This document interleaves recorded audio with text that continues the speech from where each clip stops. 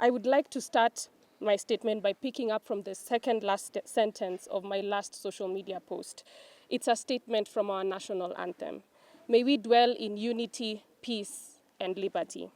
Unity is what these 47 presidents of county student associations representing 100,000 plus young people from our TVETs, colleges, and universities have demonstrated today by coming together. What is unique about these groups is that they have created systems and structures that combine national and county governments, all the way from having ward reps, constituency reps, cabinet secretaries, and these presidents. They are challenging themselves to understand how leadership and governance works, because in the next few years, they are the next MPs, the next CEOs, the next founders of organizations. Each one of these young people has put behind their own individual ambitions and desires to combat challenges facing their counties, such as quality education, arts, sports, and talent promotion, mentorship, and the like.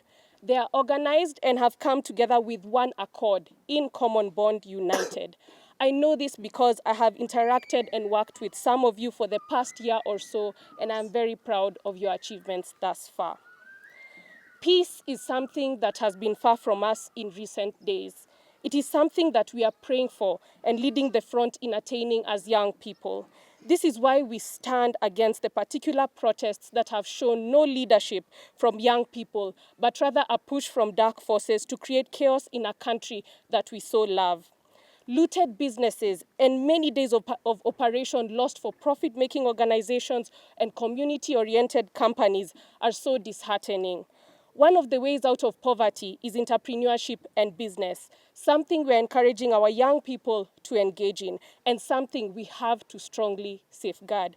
I mean, how else will plenty be found within our borders? Liberty is our expression of freedom. We have freely used our voices and platforms to be a part of current affairs. I say we, because I stand before you today, not just as the president's daughter, but as one of you, a young Kenyan passionate about our country's future. I hear your voices, I understand your concerns. The challenges we face as a generation are real and pressing. From unemployment to the rising cost of living, we are all feeling the impact of our current economic situation. I want you to know that your engagement in our nation's affairs is not just welcome, but essential. They all contribute to the vibrant democracy we are building together. At the same time, I urge us all to consider the complexities of governance. Solutions that seem simple often have far-reaching consequences we might not immediately see. This doesn't mean we should stop pushing for change, but that we should approach these issues with nuance and openness to dialogue. As I continue to use my platforms to support all young people, I would like us to engage constructively. Let's criticize when necessary, but also propose solutions. Let's be the generation that's known not just for its passion, but for its innovation in governance and civic participation. I don't have all the answers, and I won't pretend to. But I'm here to listen, to learn, and to work alongside each of you for a Kenya that reflects our hopes and dreams. Our shared love for Kenya is what will indeed move us forward. There are many ways to engage with young people. This is something I've been doing for over the past 2 years in my own ways and formats, and the government is putting together the multi-sectoral forum to formalize that. But each one of us can engage with young people. The Ministry of Youth, for example, already engages with young people.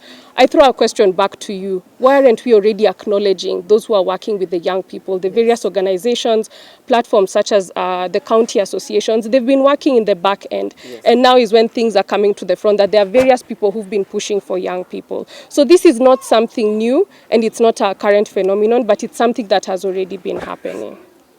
What we are saying as young people is we won't allow anybody to use our name to misalign us and to put us away from the right support that we need. Because for us to flourish as young people, we need support of the private sector, the public sector, the government, and that is why we have to stand behind our current government. We are the county presidents of the comrades. We, the county president of the comrades, have seen our members being dubbed as faceless, tribeless, and fearless. But they are equally not leaderless, reckless, and structureless. That being said, we have agreed on the following. We have accepted and welcomed the National Dialogue Forum proposed by His Excellency the President. We appreciate our President for taking the issues of the comrades with such genuine gravity and seriousness, and for that reason, we accept dialogue and remain available to engage over long term. We are privileged to have the opportunity to interact, to interrogate and discuss for the matters of students, education, and foster a cultural interchange between us, between any stakeholder in the education sector, and above all, to create a generation that is educated, and above all, give a public civic education to all the generation. What we are saying as young people is we won't allow anybody to use our name to misalign us and to put us away from the right support that we need. Because for us to flourish as young people, we need support of the private sector, the public sector, the government, and that is why we have to stand behind our current government.